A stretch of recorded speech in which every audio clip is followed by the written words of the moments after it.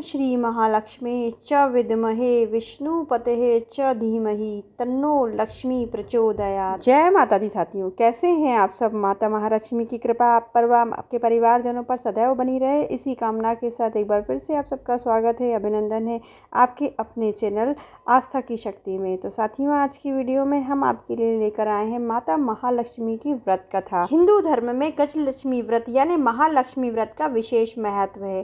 भाद्रपद शुक्ल पक्ष की अष्टमी के दिन ये व्रत शुरू होता है और 16 दिन तक ये व्रत किया जाता है।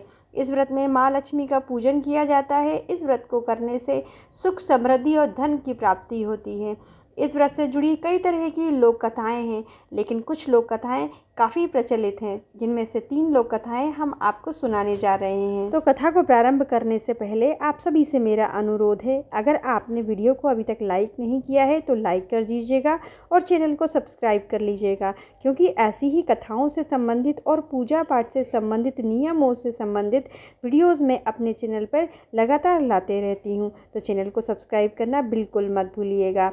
तो चलिए फिर कथा को प्रारंभ कर लेते हैं, लेकिन उससे पहले आप अपने हाथों में थोड़े से अक्षत और पुष्प ज़रूर रख लीजिएगा। कथा सुन रहे हैं तो महाभारत काल के दौरान एक बार महर्षि वेदव्यास जी ने हस्तिनापुर का भ्रमण किया था। महाराज धृतराष्ट्र ने उन्हें अपने राजमहल में पधारने का आमंत्रण दिया।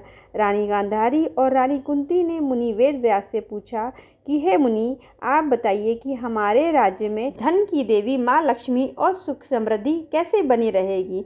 यह सुनकर वेदव्यास जी ने कहा कि यदि आप अपने राज्य में सुख समृद्धि चाहते हैं तो प्रतिवर्ष अश्विन कृष्ण अष्टमी को विधिवत श्री महालक्ष्मी जी का व्रत और पूजन अवश्य करें।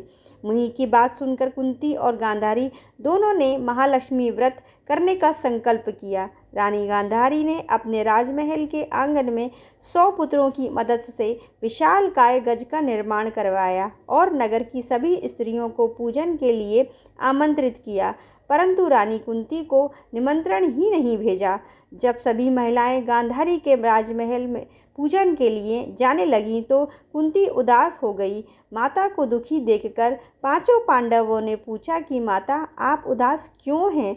तब कुंती ने सारी बात बता दी। इस पर अर्जुन ने कहा कि माता, आप महालक्ष्मी की पूजन की तैयारी कीजिए, मैं आपके लिए हाथी लेकर आता हूँ। ऐसा कहकर अर्जुन इंद्र के पास गए और इंद्रलोक से अपनी माता के लिए ऐरावत हाथी लेकर आए।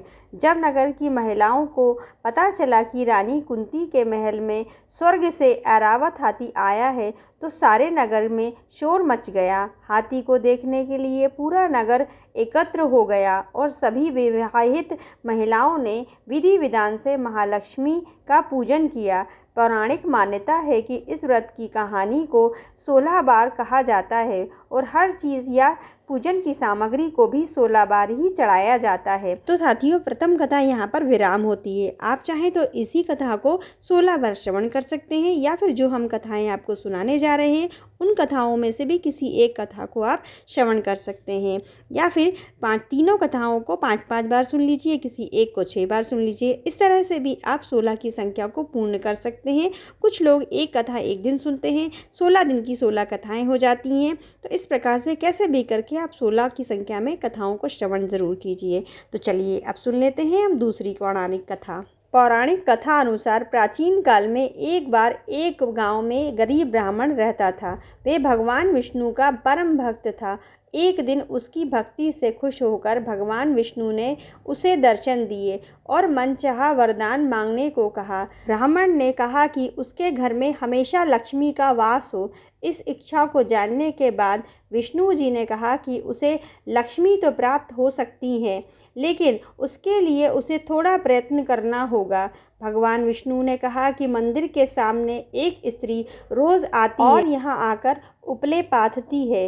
तुम बस अपने घर उन्हें आने का निमंत्रण देना। वह स्त्री ही देवी माँ लक्ष्मी है। अगर वह स्त्री तुम्हारे घर आती है तो तुम्हारा घर धन धान्य से भर जाएगा। इतना कहकर भगवान विष्णु अदृश्य हो गए। अगले दिन सुबह 4 बजे ब्राह्मण मंदिर के सामने बैठ गया और जब धन की देवी माँ लक्ष्मी उपले पाथने आईं तो ब्राह्मण ने उन्हें अपने घर में आने का निवेदन किया। ब्राह्मण के वक्तव्य को सुनकर लक्ष्मी जी समझ गईं कि ये सब विष्णु जी का ही किया धराया है।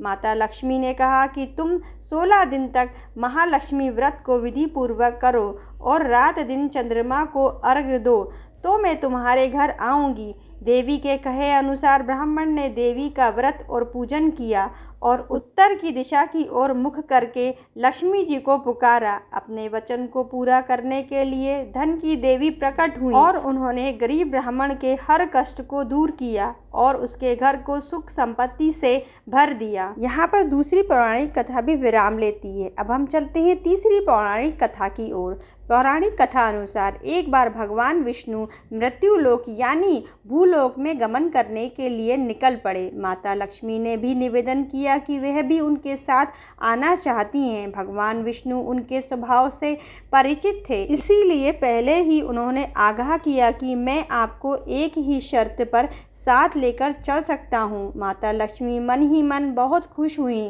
कि चलो सशर्त ही सही, भगवान साथ ले जाने के लिए तो माने। माता फटाक से बोली, मुझे सारी शर्तें मंजूर हैं। भगवान विष्णु ने कहा, जो मैं कहूँ, जैसा मैं कहूँ, आपको वैसा ही करना होगा। माता बोली, ठीक है, आप जैसा कहेंगे मैं वैसा ही करूँगी। दोनों भूलोक पर आकर विचरण करने लगे। एक जगह रुककर श्री हरि ने माता से कहा कि मैं दक्षिण दिशा की तरफ जा रहा हूँ, आपको यहीं पर मेरा इंतज़ार करना होगा। यह कहकर भगवान विष्णु दक्षिण दिशा की तरफ बढ़ गए। अब माता को जिज्ञासा हुई कि दक्षिण दिशा में ऐसा क्या है जो भगवान मुझे वहाँ नहीं ले जाना चाहते। माता का स्वभाव तो वैसे भी चंचल ही माना जाता है। उनसे वहाँ पर ज़्यादा देर नहीं रुका गया और वह भगवान विष्णु की तरफ ही बढ़ने लगीं। आगे जाकर माता को सरसों का खेत दिखाई दिया। उसकी सुंदरता ने माता का मन मोह लिया। वे फूलों को तोड़कर अपना श्रृंगार करने लगीं। इसके बाद वे कुछ ही दूर आगे बढ़ी थीं कि गन्ने के खेत उन्हें दिखाई दिए। उन्हें गन्ना चूसने की इच्छा हुई तो गन्ने तोड़कर उन्हें चूसने लगी कि भगवान विष्णु वापस आ गए। सरसों के फूलों से सजी माता लक्ष्मी को गन्ना चूसते हुए देखकर भगवान विष्णु उन पर क्रोधित हो गए। भगवान ने कहा कि आपने शर्त का उल्लंघन किया है। मैंने आपको वहाँ रुकने के लिए कहा था, लेकिन आप नहीं रुकी और वहाँ किसान के खेतों से फूल व गन्ने तोड़कर आपने अपराध किया है। इसकी आपको सज़ा मिलेगी। भगवान विष्णु ने माता लक्ष्मी को 12 वर्ष तक किसान की सेवा करने का श्राप दे दिया और स्वयं क्षीर सागर गमन कर गए। अब विवश माता लक्ष्मी को किसान के घर रहना पड़ा। एक दिन माता लक्ष्मी ने किसान की पत्नी को देवी लक्ष्मी की प्रतिमा की पूजा करने को कहा और बोला कि इससे तुम भी जो मांगोगी तुम्हें मिलेगा। कृषक की पत्नी ने वैसा ही किया। कुछ ही दिनों में उनका घर धन धान्य से पूर्ण हो गया। हंसी खुशी समृद्धि में 12 साल का समय बीत गया। जब भगवान विष्णु माता लक्ष्मी को लेने के लिए आए तो किसान ने माता को ना जाने देने का हठ किया। इस पर माता लक्ष्मी ने कहा कि कार्तिक कृष्ण पक्ष की 13 के दिन यदि वह विधि पूर्वक मेरी पूजा करे तो वह उसके घर से नहीं जाएंगी, लेकिन वह इस दौरान उन्हें दिखाई नहीं देंगे। वह एक कलश की स्थापना करे और उसमें कुछ धन रखे, यानी धन की लक्ष्मी का रूप होगा। इस प्रकार 13 के दिन किसान ने माता के बताए अनुसार ही पूजा कर कलश स्थापना की और किसान का घर धन धान्य से पूर्ण रहने लगा। तब से लेकर अब तक धनतेरस पर माता लक्ष्मी की पूजा करने की परंपरा भी चली आ रही है। तो साथियों, यहाँ पर तीसरी कथा भी विराम लेती है। यहाँ माता लक्ष्मी को प्रणाम करते हुए हम एक मंत्र का जप जरूर करेंगे। महालक्ष्मी नमस्तुभ्यं नमस्तुभ्यं सुरेश्वरी हरिप्रिये नमस्तुभ्यं नमस्तुभ्यं दयानिधे। जय माता महालक्ष्मी की।